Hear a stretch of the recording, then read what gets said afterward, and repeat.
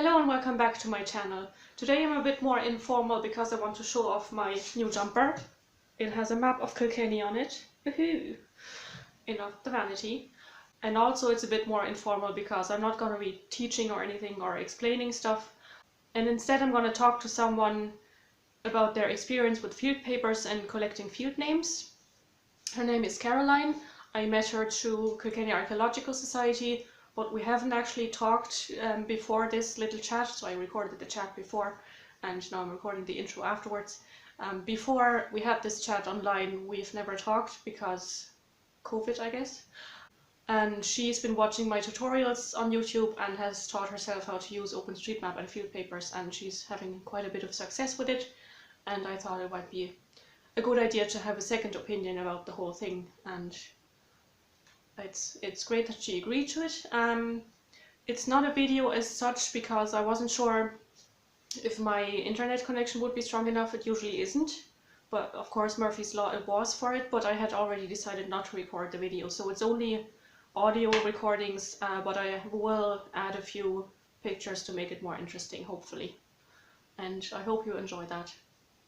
Well, hello Caroline, thank you for agreeing to chat with me, and how are you today? Thank you for interviewing me, and I'm very well today, and I've been enjoying working with field names during this lockdown. That's very good to hear, because that's what we're here to talk about. As I said in the introduction, a couple of weeks ago, I can't even remember the months, it all blends one into the other now, I sent you field papers of the area where you live. We won't give away where it is. And you returned them pretty quickly, I think, and all filled in. And then I thought, well, that's probably the end of it.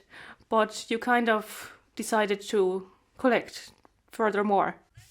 Well, those field names I had collected when I moved to this area about 30 years ago, and the man who gave them to me is long since dead.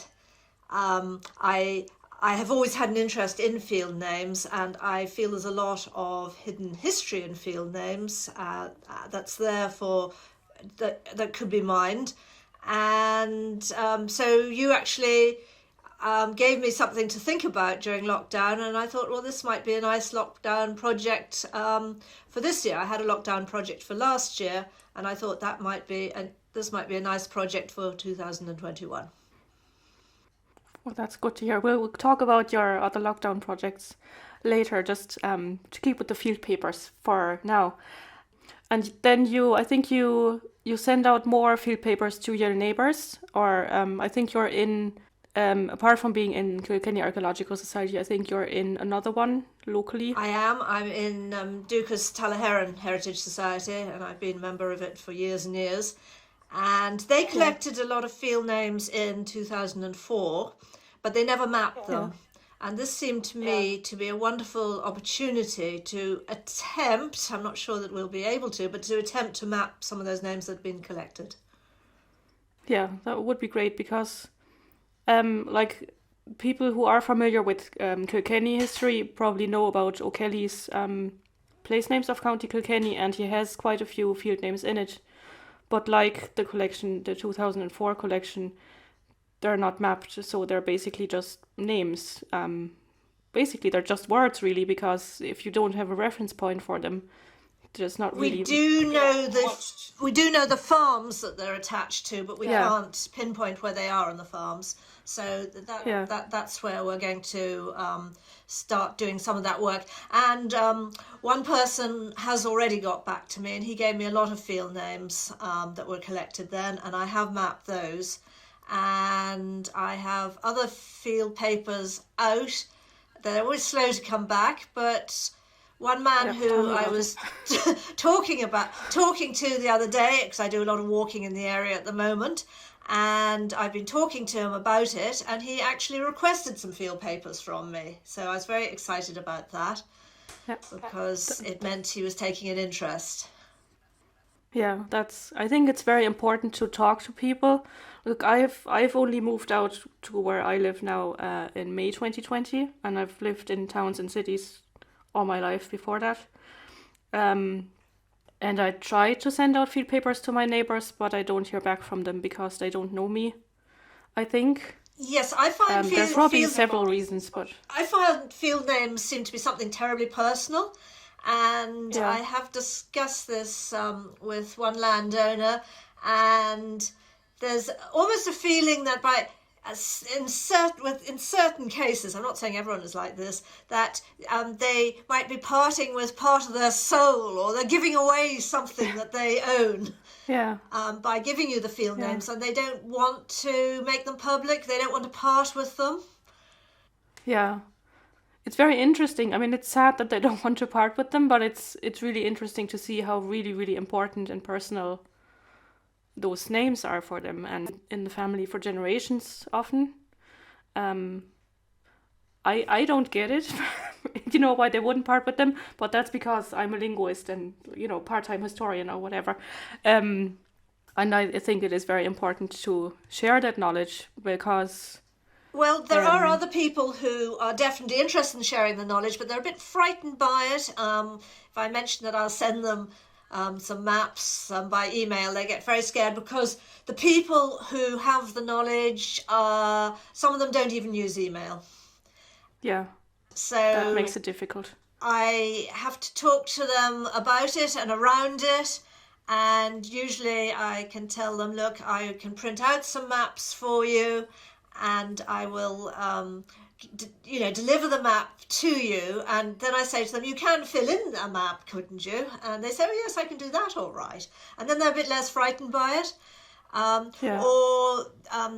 Someone more recently said, because I've been building up a relationship with him about field names, and he said to me, oh, here's my daughter's email address, and please send the maps to her, and I will send them back through her to you. Yeah. But the people who have the names don't have the digital knowledge required. Yeah. Yeah, but I have sent them out in letters as well because I don't have people's emails. Yes. So I don't even have their addresses properly. But in the country, the postman knows where they are anyway. As long as you have the name, I haven't been successful with that method. But I'm blaming my foreign name and not knowing me basically. I think it helps. It is a trust thing. Yes, I think it helps when people know you, and I think it helps. I've found with some people I've had to build up a little bit of a relationship before I'm going to get the names from them, but they will give them to me. Yeah. Well, it's all very difficult during lockdown, I have to say. It is, and of course the easy way is to do it digitally, and it would be easy for all of us, but they don't have the skills. Yeah. And they're probably happy to have someone to talk to, even if it's just, 5 minutes over the fence. And that makes all the difference, That's right, and I've met some of the farmers because I do lots of long walks. I walk 8k or more around my 5 km limit, and so I meet farmers on those walks, and I meet 2 80-year-old men, and I haven't given either of them the field papers yet. But one of them actually said to me the last time he met me, the field behind the pub, that was called the Field of the Stallion because that's where the stallion used to be kept. Yeah. And people would bring their mares to the pub they'd bring their mares with them to the pub, and they'd have a drink while the mare was being covered in the field behind the pub. Okay. Well. And so he's thinking about it, but he's not really ready to take the field papers from me yet. Yeah. Okay. Yeah, well, it is a problem with the age group, and that the ones that have the names don't have maybe the technological abilities to share them. Apart from oral history, which is great, but it's not really accessible. And the younger generation isn't as interested, maybe. Like I've talked to people who said, yeah, my father, they're in their 60s or 70s now, and they said, oh yeah, my father told me, but I didn't listen because I was 15. I couldn't have cared less, I was... Yes, and I gather with EU subsidies and things now, a lot of fields are just known by numbers. Could be, yeah. And so there's no need to use the old names anymore. And then also field boundaries change and they lose their names, and ownership changes and they lose their names. Yeah. I always get excited though when I come across an Irish name. Yeah, I do too. It doesn't happen a lot, but I just got a few in from Akel. Well, 2 actually only, but still, it's a start. Good. From one of your neighbors. We won't mention her name. Yeah, oh, that's very exciting. She has also started using OpenStreetMap now, and she's from Akel, and she was able to add 2 of the field names there, and they're both Irish, and I would say there's probably more out there. I have and that's great. Issued field papers to someone on the Dingle Peninsula in Kerry, and he doesn't use Irish every day, but he would have a good knowledge of the Irish language. Yeah. And I'm hoping he's promised to. I gave him quite a lot of field papers for his area, and he is promising to fill them out for me. And I'm very excited at the prospect of getting those back in one day. Yeah, hopefully. Yeah, fingers crossed. Yes. So you don't just so you've learned how to use field papers, obviously. Otherwise, you couldn't send them out. Indeed, I find that quite easy. I find that the easy bit, and that was thanks to your excellent tutorial. Thank you. Yeah, it was an early tutorial. I probably would do it different now and maybe a bit better, but sometimes you can't predict what's going to happen. And I usually don't have scripts for my videos, so I just wing it, and hopefully it's understandable. No, it was very helpful. I went through it very carefully. I had to refer to it a couple of times again just to make sure I was doing things right. You laid it out very logically, so I was able to write down the steps that you had made for myself.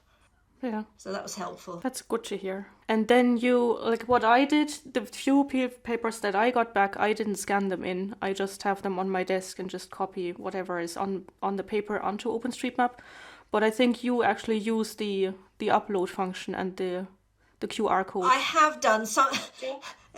It depends. Sometimes the field papers can come back with the QR code cut in half, and I had one where I couldn't even think. There was a motorway going through a corner of it, and I had 3 sets of field maps out with motorways going through a corner. And I couldn't think which one it was. It took me ages to work out which one I'd received back, because there was no identifying features, and they hadn't. They just put them in an envelope with no name or anything. And so something like that I can't scan in. But the ones that come back to me in good condition or digitally, I have scanned in and find it useful, especially for just locating the spot I'm working in. Yeah, because if you send out a lot, you might lose track of whom you send what, and yeah. Yeah, I mean, I have a list. I have a list on my cork board over my desk. Yes. With all the people I've sent them to, and I'm still waiting since November, just to keep a bit of track. But if I wouldn't have the QR code, I think I would be lost as well, especially if it's somewhere that I'm not super familiar with, like the area around where I live now. I think I know pretty well, but if it was a few townlands away, I think I would struggle. Yes, especially if there's no identifying features of woods or villages or whatever. What saved me in that case was that there was a motorway going through a corner of it. They have their use, after all. Yes, so they do have their use. And how are you finding to work with OpenStreetMap? Because you didn't do that before. You watched tutorials and... I did. I watched your tutorials and I found it very helpful. I suppose my biggest problem is... what's the word for it? On Bing, when everything's the offset. Yes, the offset. Yeah. That can be a little bit problematic for me. I haven't really been brave enough. Now, I have watched one of your tutorials on how to deal with it, but I haven't really been brave enough to go there. Yeah. Well, I don't think for fields it's probably not that much of a major problem. Like when we do the buildings project, it does make a difference if you draw it over the Bing or the Esri imagery. The fields, I mean, if a hedge is a meter to the side, that doesn't really matter too much for the field names. At least it doesn't.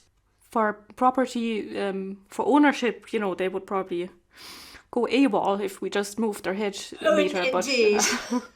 I did notice, though, you were putting in a wall in one of your tutorials around a graveyard.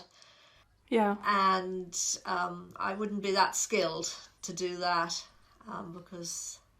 I feel one would need to be fairly accurate to put that in.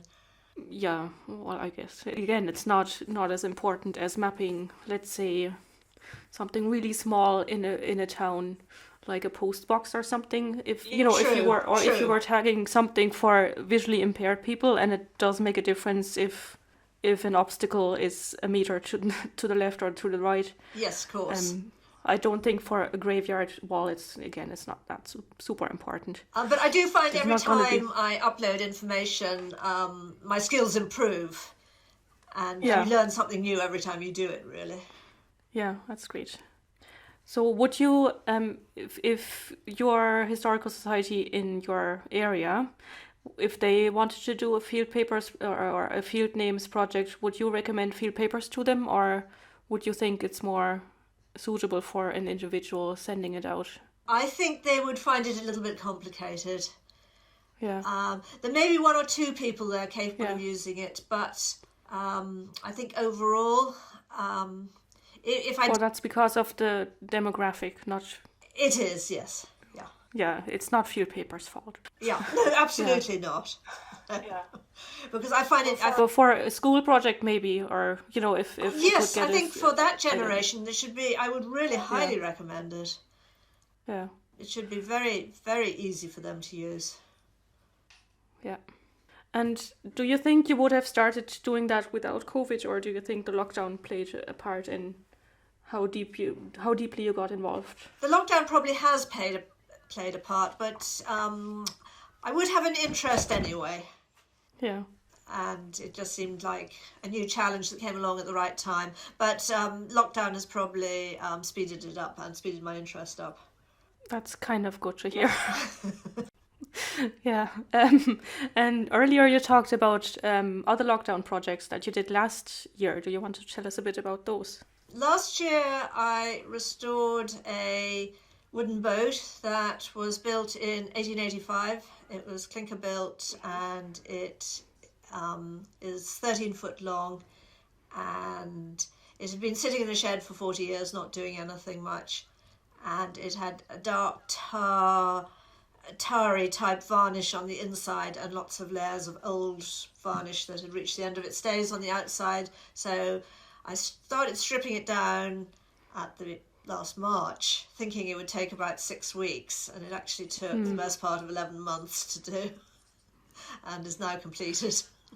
Yeah, and has it seen the water yet, or? No, I feel at this stage I'd just like to hang it up on a wall and look at it and admire it. Just buy a pub and hang it on the ceiling. Yes. It is, I've described it as sleeping at the moment, waiting until we can move outside our 5K, and then we'll put it in the water and test it.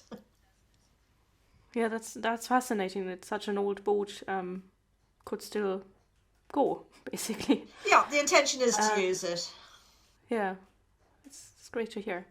And I think there's another project you did? Another project which actually just came to an end when COVID began, unfortunately, because I would love to have done it during COVID, during the first lockdown, was a tower house project. About at the end of the 1980s and early 1990s, myself and my husband visited a huge number of tower houses all over the country. Probably in the region of 300 or so, and we photographed them at the time, and those photos were just sitting in a drawer not doing anything, and I thought it would be nice to make them publicly available to people, because they captured a time that's gone, and I put them up on Instagram, Irish Tower Houses, and I generated a large following for that. And it was a good fun project. I can imagine that. Yes. Yeah, I can imagine that. I think one of my friends who's an archaeologist actually follows either that one or the other one. The other one is Shuna 1890. I'll put the Instagram my boat in the one. description. Yes. Yeah. I'll put the links in the description. That sounds very interesting, and especially with the tower houses, or especially the ones that have been restored. Yes. Since like Ballybur, I think, is that the one? Yes, Ballybur is in very good condition now. Some of them have been restored, some of them are in worse condition, and a lot look almost exactly the same. It's fascinating to compare them to how they've survived the years. But it's been great to see so many restored in the last 30 years. They're not all ones I've visited, but when we visited them, hardly any were being restored, and it's quite a number have been subsequently restored, which is really good news. It is, yeah. To show people what it looked like. I mean, I think usually they don't look exactly like they would have, but it still gives you an idea. It is. The interior. There's been some fabulous jobs done, and there've been some not so good jobs done. But the interiors are very difficult because there's no original furniture, Irish furniture left from that time. It's just not available. And so you have to decide whether you're going to import continental furniture, which doesn't always work, or if you're going to make up furniture. So it's difficult to choose a theme that's going to work well with the interior. Yeah, I guess it depends also how you are going to use it. If you rent it out for stag or hen nights, I wouldn't spend an awful lot of money on furniture, to be honest. Indeed. Well, perhaps in that case, I mean, a lot of them would have had fairly rough and basic furniture. They wouldn't have all been magnificently furnished by any means, and some of them probably just had plank beds made up in them, which were later used in the fireplace. That's true. So perhaps that is the way to go if you're going to have hen parties in them. No, I used to work in a hostel, and it wasn't always beautiful what happened there. I can well imagine. But anyway. Yes, I can well imagine. So that's all very interesting. And so it's Shona 1890, and the other one is Irish Tower Houses on Instagram. Yeah, correct. And as I said, I will put the links in the description. Oh, good. And I think that is all the questions I had for you. Okay, very good. Well, it's been lovely to chat. And thank you very much. Thank you very much. And I'll stop the recording now. Okay, thank you.